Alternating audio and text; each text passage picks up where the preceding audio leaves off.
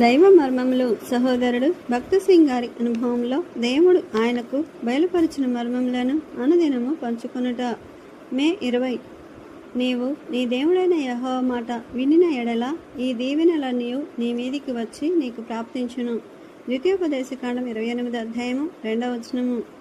ఇశ్రాయేల్ ప్రజలు ఐగుప్తును విడిచి కనానుకు వెళ్ళుటకు బయలుదేరినప్పుడు ద్వితీయోపదేశకాండం 7వ అధ్యాయం 1వ వచనంలో దేవుడు 7 శత్రు జనాంగములు ఆ దేశమందు నివసించుచుండిరని మోషే ద్వారా వారికి తెలియజేసెను. దానికి 450 ఏండ్లకు పూర్వమే అబ్రహామునకు అతని సంతానమునకు ఆ దేశమునిచ్చేదనని దేవుడు వాగ్దానం చేసి ఉండెను. దేవుడు ఆ వాగ్దానమును మరవలేదు. దేవునికి ఎన్నడను మరపురాదు.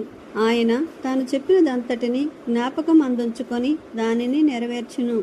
తాను చేసిన వాగ్దానములను నెరవేర్చును. అయితే తన ప్రజలు ఆ స్వాస్యము పొందుటకు వారిని ఆయన అనేక శతాబ్దములు తర్ఫీదు చేయవలసి ఉండెను. ద్వితీయోపదేశకాండం 7వ అధ్యాయమందు కనానులో నివసించు 7 జనాంగములు కూడా ఆ దేశము నుండి పూర్తిగా తొలగించి వేయబడుదురని దేవుడు వారితో చెప్పెను.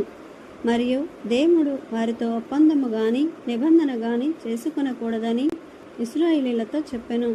వారి కుమార్తెలను మీరు వివాహము చేసుకొనకూడదు. మీ కుమార్తెలను వారికి పెండ్లి చేయకూడదు. వారి విగ్రహములను దేవతా స్తంభములను పడగొట్టవలెను. దేవుడు ఇంత తేటగా వారితో చెప్పినను వారు ఆయనకు సంపూర్తిగా విధేయులు కాలేదు. ఇదే వారి మొదటి పతనము. ఎన్ని మార్లు దేవునికి విధేయులుగా నుండవలెనని మనము ప్రయత్నించినను సంపూర్ణ విధేయతను చూపలేకపోవచ్చున్నాము. బహుశా మనము విధేయత చూపకుండుట కొన్ని విషయములలోనే కావచ్చును. యెహోషువ గ్రంథము 9వ అధ్యాయము 21వ వచనము దీనిని చూపుచున్నది. ఈ మనుషులు ఇప్పుడు మనకు దాసులై ఉన్నారు. కట్టెలు నరుకువారుగాను నీళ్లు చేదువారుగాను వారిని ఉపయోగించుదము. ఈ విధముగా సాతాను స్థలమును ఆక్రమింపగలిగెను. అటు తరువాత వివాహముల విషయంలో పొరపాట్లు వచ్చెను. అటు పిమ్మట దేవుని ప్రజలు విగ్రహ పూజ సహితము ప్రారంభించిరి.